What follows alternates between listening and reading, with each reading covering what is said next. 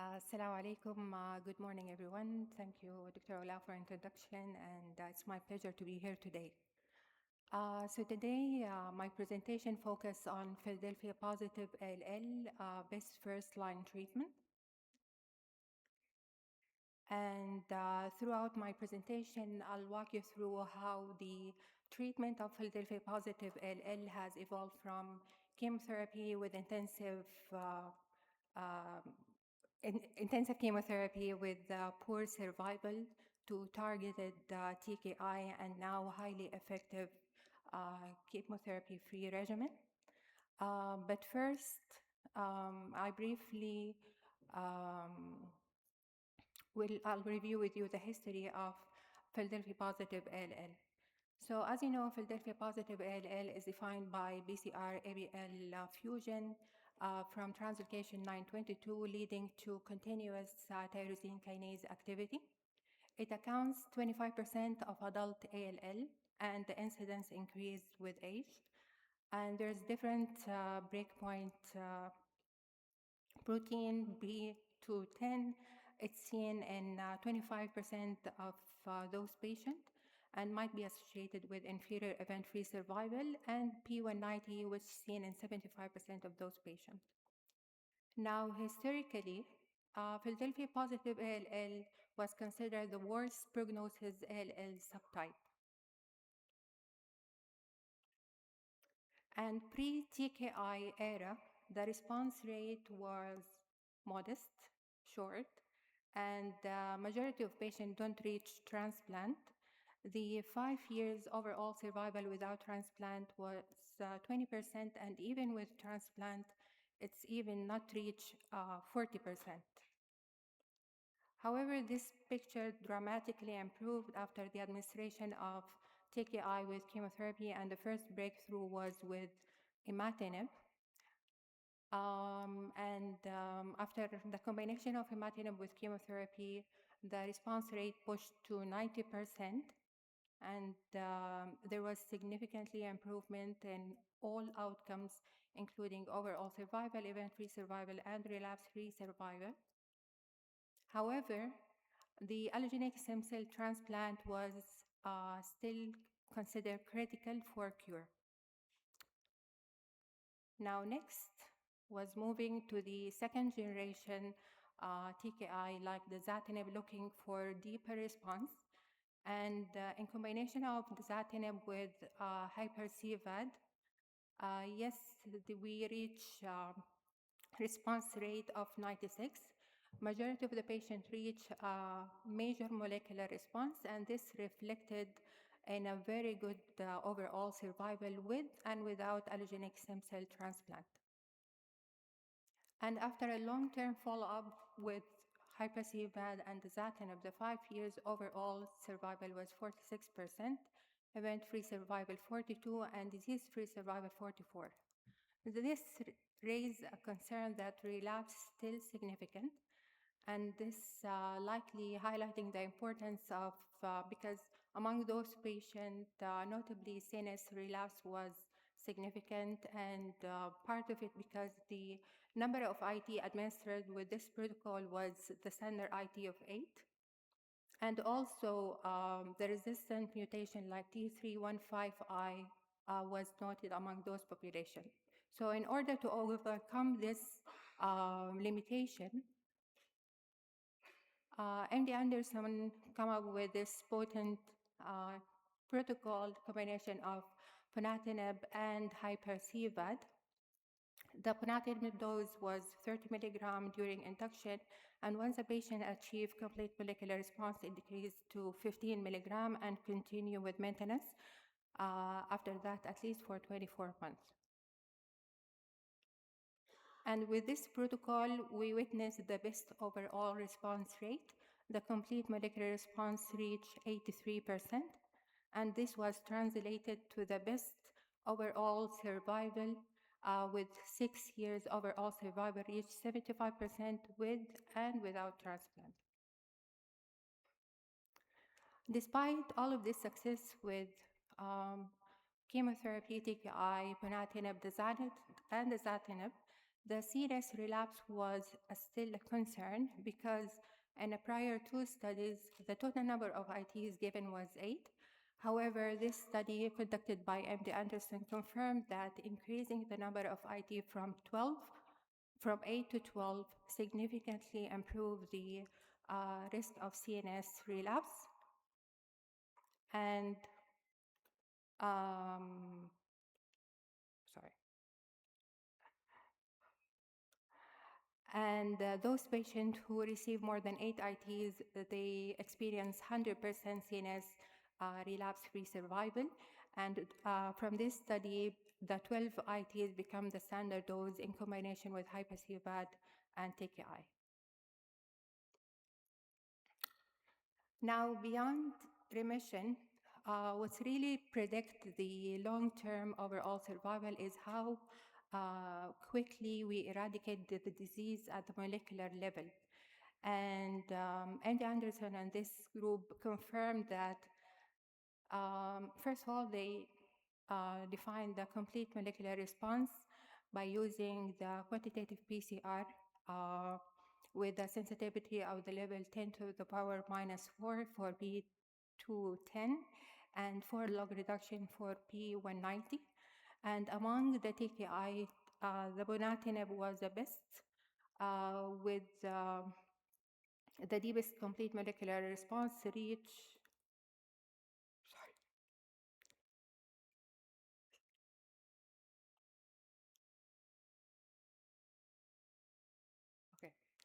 87%. And this reflected in better survival.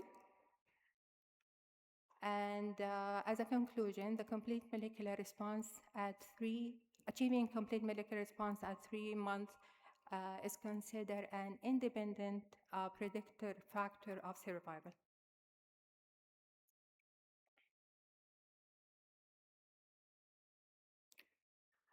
Now, despite all of this success we achieve with chemotherapy remain a problem, especially for elderly patients because of the tolerance, toxicity, and in presence of highly effective treatment like blinatumomab, which proven its efficacy in MRD, relapse refractory, and consolidation treatment. This led to shift in treatment toward the chemotherapy-free regimen. And this slide summarizes the evolution of the chemotherapy-free regimen, starting with TKI steroid only. However, this was not sufficient because the complete molecular response was only 20%, moving towards sequential approach and currently the concurrent approach. This is the D-ALBA, the first key trial following the sequential chemotherapy-free approach, means patients started with dasatinib steroid and an induction followed by consolidation with the blinatumomab. Patient received minimum 2 cycles of blina, maximum 5 cycles of blinatumomab, and then continue with the dasatinib as a maintenance. It's an open-label study, single-arm, multi-center, phase 2 trial. And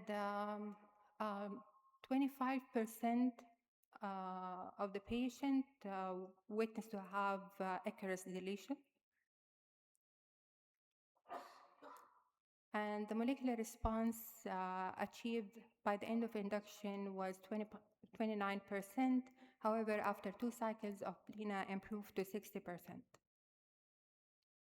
And the disease-free survival and overall survival outcomes, according to the molecular response after 2 cycles of blinatumomab, was 82 and 89%. And on the long-term follow-up of 53 months, this finding was persistently observed, with overall survival of 80% and disease-free survival of 75%. And this overall survival and disease-free survival improvement was witnessed independent of allogeneic stem cell transplant. The incidence of relapse with this protocol, it's around 10%, and still CNS relapse was a concern. Total number of ITs given with this protocol was 12, and the median time to relapse was 4.4 months.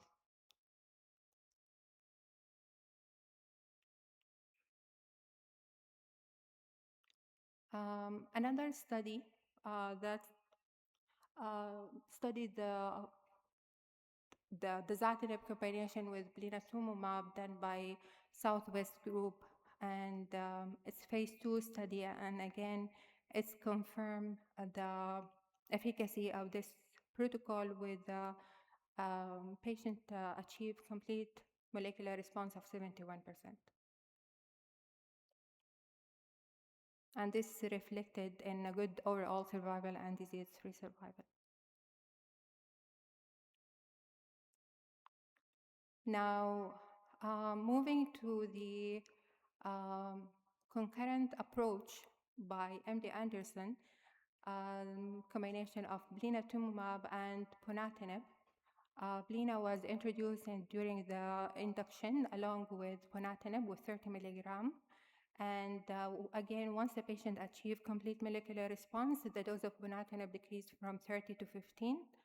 And they received total dose of additional 4 cycles of blinatumomab, and then they continue with maintenance ponatinib single agent.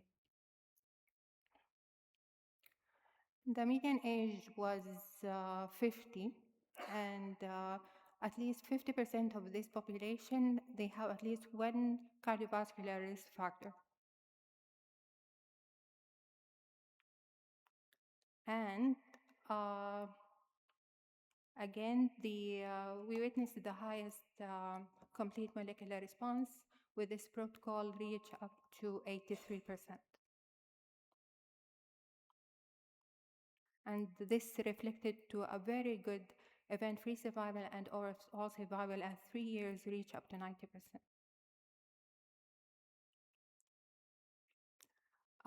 Andy Anderson from this study, they predict or they considered the Y plus L more than 70 as the most predictive factor for relapse, which account for 23% of this study. In terms of safety, despite the use of concurrently the blinatumomab and ponatinib from induction was considered safe, and the CRS were manageable. None of the patients developed grade 3 or 4 CRS. However, the issue related to this chemotherapy free regimen protocol, ponatinib blinatumomab, was the CNS relapse still was a concern with the 6%. And there's a number of patients with CML lymphoid blast crisis involved in this study. And complete molecular response was only 33%, not like the newly diagnosed Philadelphia positive ALL. This drove MD Anderson group to study, to address this issue through the adding the many hyper-CVAD to ponatinib blina. So patient receive, in order to intensify the CNS-directed therapy, and also they increase the number of IT from 12 to 15. The range was between 12 to 20. In this protocol, the patient received 4 cycles of mini hyper-CVAD followed by consolidation of blina along with ponatinib, followed by maintenance with incubation of cycles of blinatumomab during the maintenance. And interestingly, the response rate for new patient was almost the same, 78%. However, for CML with lymphoid blast crisis, it improved to 75%. The total number of patients is 4. However, all of these patients proceed with allogeneic stem cell transplant. And this was again reflected in better overall survival, reach up to 3 years overall survival among the new patient was 71%, event-free survival 63. The same was observed in the CML with lymphoid blast crisis. And it was fairly tolerated protocol.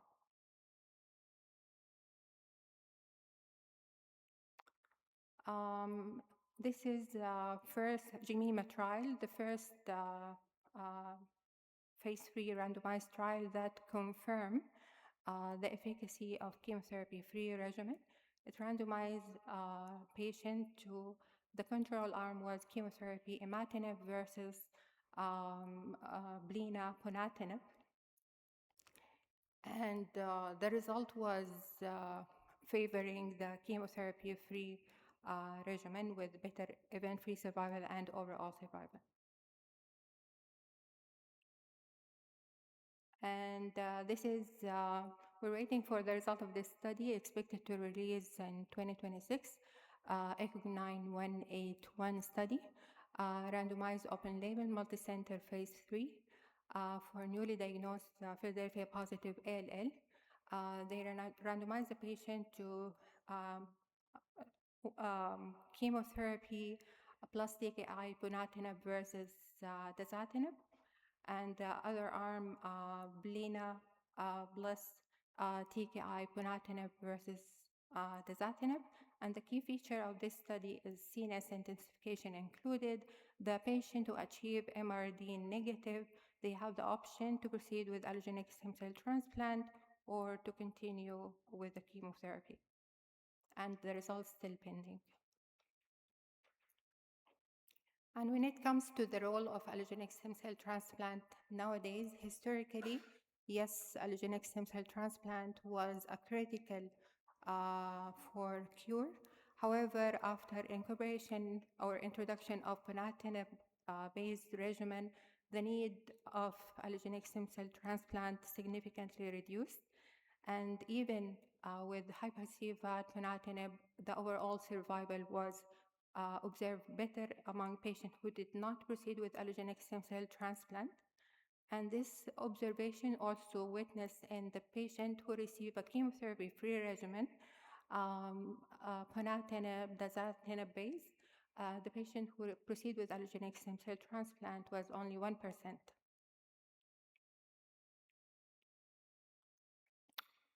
From this slide, you can see how the survival of Philadelphia positive ALL improved over the last 2 decades across the treatment protocols, and how, I don't know how to, and you can see how we achieved the best 3-year overall survival with chemotherapy-free regimen blinatumomab ponatinib.